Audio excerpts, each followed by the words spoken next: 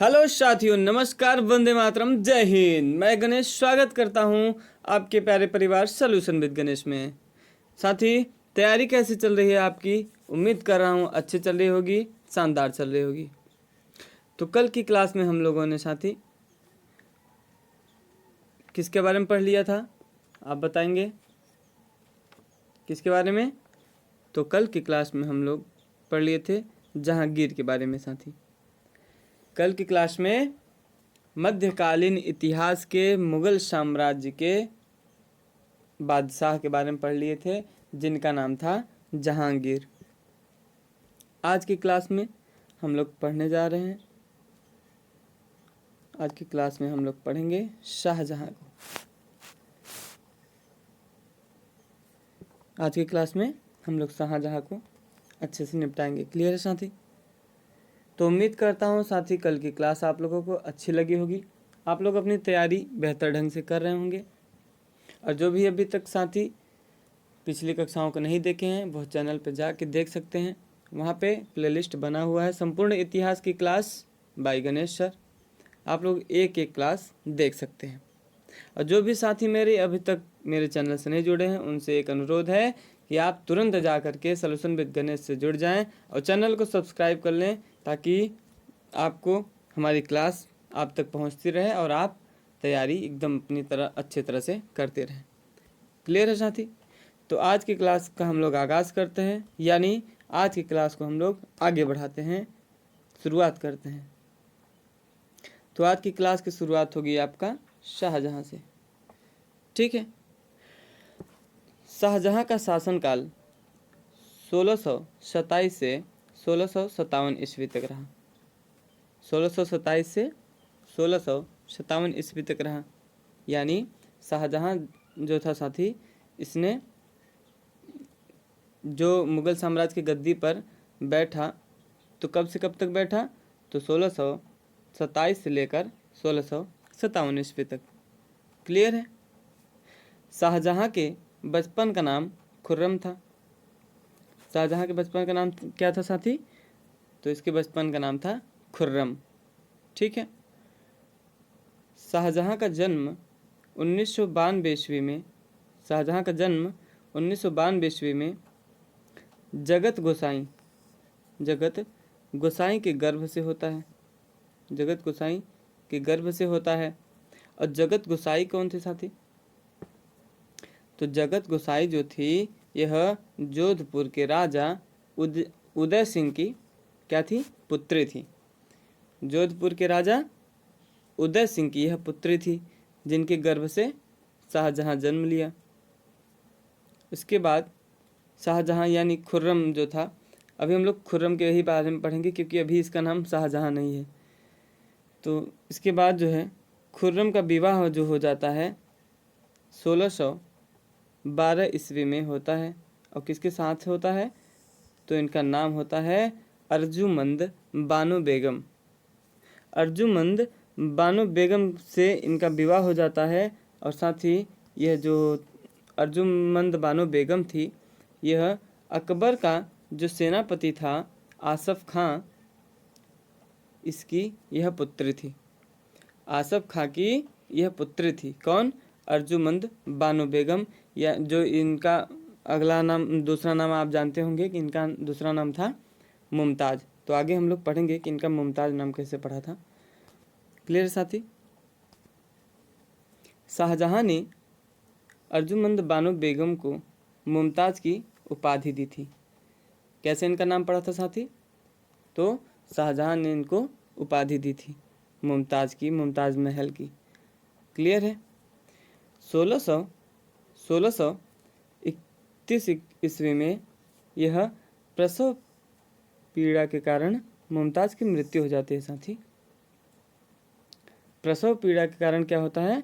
मुमताज़ की मृत्यु हो जाती है। कब? तो 1631 ईस्वी में। 1631 ईस्वी में शाहजहां की जो उपाधि थी वह क्या थी? शाहजहां की उपाधि थी आपकी किरण ए सानी। किरण ए सानी जो उपाधि थी, यह शाहजहां की थी। उम्मीद करता हूँ साथी आप लोगों को सेशन अच्छा लग रहा होगा। यदि आप लोगों को सेशन अच्छा लग रहा हो, साथ ही लाइक का बटन ज़रूर दबाएं, ताकि हमको भी मोटिवेशन मिले और आपको अच्छे से अच्छी क्लास प्रोवाइड करा सकें। क्लियर है साथी? आगे बढ़ते हैं। 1632 ईस्वी में अहमदनगर को मुगल साम्राज्य में मिला लिया था, तब से इसका नाम शाहजहां हो गया। अभी आप समझे साथी? जो खुर्रम था इसने क्या किया, अहमदनगर को मुगल साम्राज्य में मिला लिया और तब से इसका नाम शाहजहां पड़ गया। इसको शाहजहां की उपाधि दी थी किसने? जहांगीर ने। शाहजहां ने अपनी बेगम मुमताज महल की याद में, इनकी बेगम का नाम क्या था? तो इनकी बेगम का नाम था अर्जुमंद बानो बेगम, जिनको इसने खुद उपाधि दी थी। क्या दी थी साथी? मुमताज महल। ठीक है, तो मुमताज महल की याद में उसकी कब्र के ऊपर, मुमताज महल की याद में उसकी कब्र के ऊपर आगरा में, ये स्थान भी आप याद रखिएगा, क्या बनाया इसने? तो इसने ताजमहल का निर्माण कराया। वैसे भी साथी ये तो आप लोगों को याद ही होगा, अच्छे से दिमाग में होगा कि आगरा का ताजमहल किसने बनवाया, किसकी याद में बनवाया। ठीक है, तो आगे पढ़ते हैं कि बनाया किसने। अभी तक किसने बनवाया आपने पढ़ लिया, अब आप पढ़ेंगे किसने बनवाया। ठीक है, तो ताजमहल की जो रूपरेखा थी यानी डिजाइनिंग जो किया था उसका नाम था साथी उस्ताद ईसा। उसका नाम था उस्ताद ईसा। और ताजमहल का निर्माण जो किया था, मुख्य वास्तुकार अगर आपसे पूछे एग्जाम में तो आप कहेंगे उस्ताद अहमद लाहौरी। उस्ताद अहमद लाहौरी जो था यह मुख्य वास्तुकार था किसका? तो ताजमहल का साथी। माफ़ी चाहता हूँ। उस्ताद अहमद यह ताजमहल का निर्माण करने वाला मुख्य वास्तुकार था। शाहजहां ने मयूर सिंहासन का निर्माण कराया। शाहजहां ने मयूर सिंहासन का निर्माण करवाया साथी, जिसका वास्तुकार था बादल खां। बादल खां यह वास्तुकार था किसका? तो मयूर सिंहासन का। ठीक है साथी। शाहजहां ने नूरजहां यानी जिससे विवाह किया था, कौन? जहांगीर। हम लोग पिछली कक्षा में पढ़ के आए हैं, इसलिए आपको उम्मीद करता हूँ साथी याद होगा। और जिसको अभी तक नहीं याद है या फिर जिस बालक ने अभी तक नहीं देखा है मेरी पिछली कक्षा, वह तुरंत जा कर के, जैसे ही यह क्लास ख़त्म होती है तुरंत जा कर के उस क्लास को ज़रूर देखें, ताकि आपको यह कक्षा अच्छे से समझ में आए। ठीक है साथी, तो आप पढ़ेंगे आगे। शाहजहां ने नूरजहां को 2 लाख रुपए प्रतिवर्ष पेंशन देकर लाहौर भेज देता है। यह लाहौर भेज देता है। भेजने के बाद वर्ष 1645 ईस्वी में उसकी मृत्यु हो जाती है साथी। किसकी? नूरजहां की। नूरजहां की मृत्यु 1645 ईस्वी में हो जाती है। ठीक है, आगे बढ़ते हैं।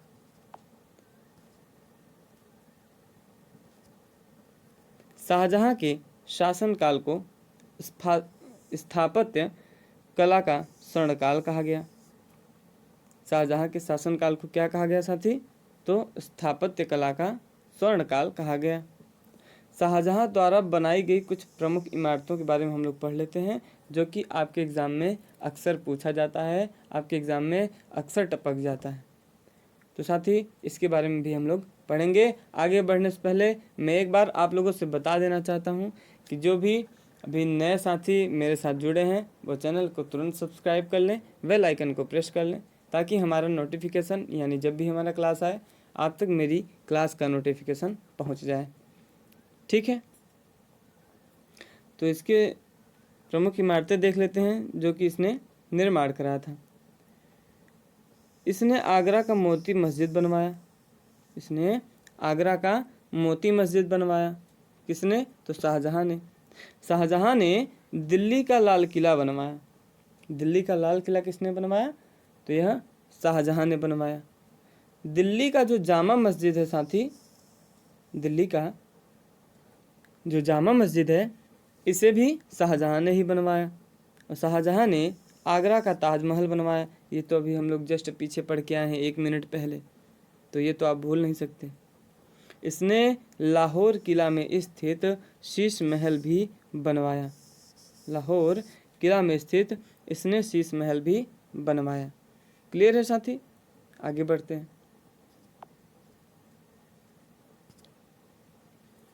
नोट पढ़ लेते हैं साथी, इम्पॉर्टेंट है। दिल्ली का जो जामा मस्जिद था वह तो शाहजहां ने बनवाया, ठीक है। जो दिल्ली का जामा मस्जिद था उसे तो शाहजहां ने बनवाया, लेकिन आगरा की जो जामा मस्जिद है साथी उसको उसकी पुत्री यानी शाहजहां की पुत्री जहां आरा ने बनवाया था। शाहजहां की पुत्री जहां आरा ने बनवाया था। तो इसलिए साथी इसको कन्फ्यूज़न में मत रखना, आप लोग कन्फ्यूज़न अपना दूर करिए। इस बात को आप ज़रूर याद रखिएगा कि दिल्ली का जो जामा मस्जिद था उसे शाहजहां ने बनवाया था और आगरा का जो जामा मस्जिद था उसे जहां आरा ने बनाया था। ठीक है साथी, आगे बढ़ते हैं। शाहजहां ने अपनी राजधानी दिल्ली से माफ़ी चाहता हूँ आगरा से दिल्ली लाने के लिए एक नगर की स्थापना किया और उस नगर का नाम था शाहजहानाबाद। शाहजहानाबाद नगर बसाया जो यमुना नदी के किनारे पड़ता था, जो यमुना नदी के किनारे पड़ता था साथी। तो यह बात आप याद रखेंगे कि शाहजहां ने अपनी राजधानी जो थी आगरा से दिल्ली बनाने के लिए, आगरा से दिल्ली लाने के लिए शाहजहानाबाद नगर बसाया था। शाहजहां ने हिंदी कवि जगन्नाथ को, हिंदी कवि यानी इनके दरबार में ये हिंदी के कवि थे एक जिनका नाम था जगन्नाथ, इनको महाकविराज की उपाधि दी थी। किसने? शाहजहां ने। क्लियर है? इसके दरबार में बंशीधर मिश्र एवं हरिनारायण मिश्र, बंशीधर मिश्र एवं हरिनारायण मिश्र नाम के दो संस्कृत कवि थे। दो संस्कृत कवि थे साथी, यह बात भी आप याद रखेंगे। आगे बढ़ते हैं। शाहजहां के पुत्रों में दारा शिकोह जो था यह सबसे अधिक विद्वान हुआ। यानी सर्वाधिक विद्वान कौन हुआ शाहजहां के पुत्रों में? तो दारा शिकोह सर्वाधिक विद्वान हुआ साथी। तो इसके बारे में हम लोग पढ़ते हैं किसने क्या किया। इसने जो था भागवत गीता, उपनिषद एवं रामायण का अनुवाद फारसी भाषा में करवाया। इसने साथी भागवत गीता, उपनिषद एवं रामायण का अनुवाद फारसी भाषा में करवाया था। यह बात इम्पॉर्टेंट है, आप इस बात को कतई नहीं भूलेंगे क्योंकि एग्ज़ाम में यह सब अक्सर पूछे जाते हैं कि भागवत गीता जो ग्रंथ है उसका अनुवाद फारसी में किसने करवाया? तो आप कहेंगे दारा शिकोह ने करवाया।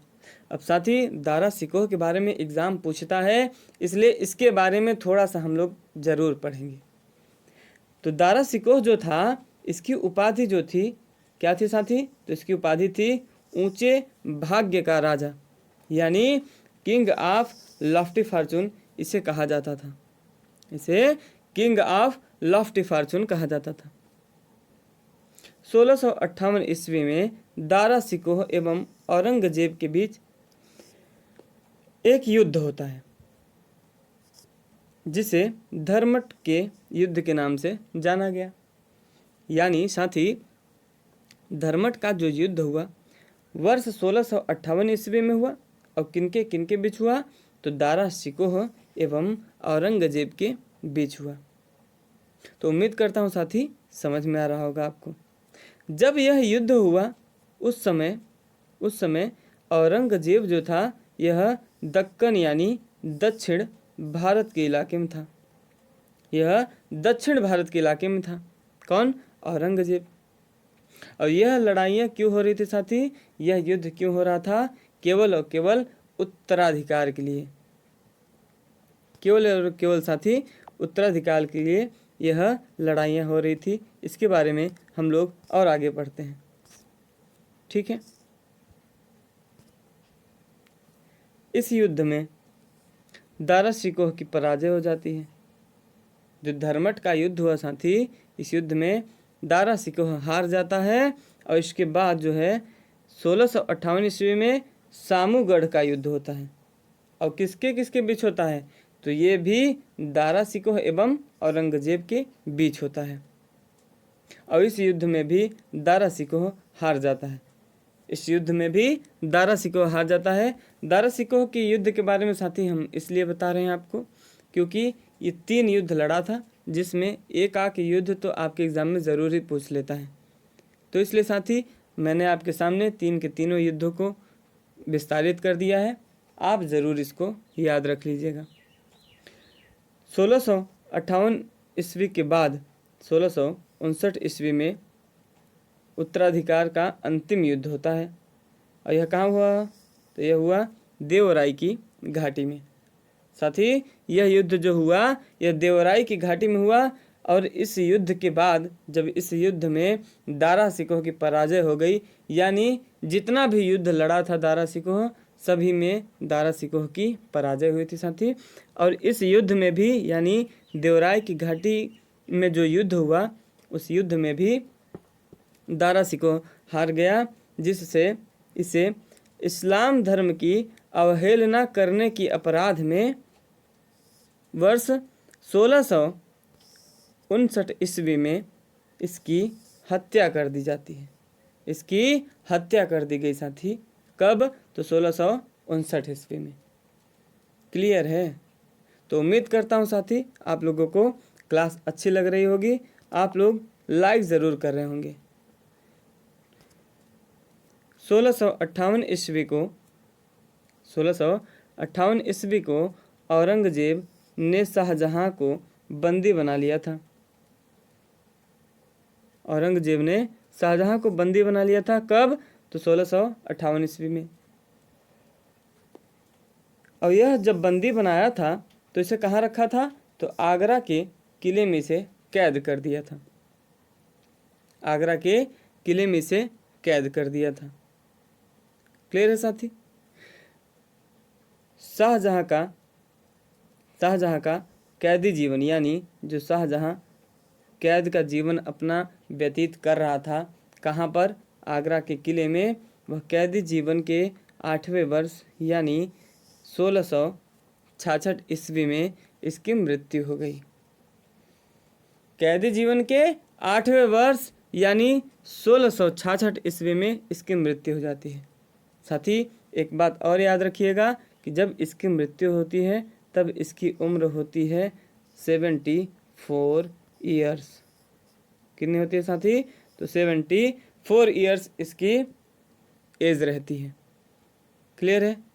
तो उम्मीद करता हूँ साथी आप लोगों को सेशन अच्छा लगा होगा। आप लोग तैयारी अच्छे से कर रहे होंगे। आज की क्लास में बस इतना ही। कल मिलते हैं शाम 7 बजे। आप लोग तैयारी बरकरार रखिएगा और उम्मीद करता हूँ कि आप लोग अपनी तैयारी बेहतर ढंग से कर रहे होंगे। और मेरे साथी जो भी अभी तक हमारे चैनल से नहीं जुड़े हैं, वो अभी जा कर के सॉल्यूशन विद गणेश को सब्सक्राइब कर लें और बेल आइकन को प्रेस कर लें, और ताकि आपकी तैयारी बेहतर ढंग से हो सके और हम भी आपकी तैयारी एकदम बेहतर ढंग से करा सकें। क्लियर है साथी? तो आज की क्लास में बस इतना ही। मिलते हैं कल शाम 7 बजे। जय हिंद, वंदे मातरम, नमस्कार।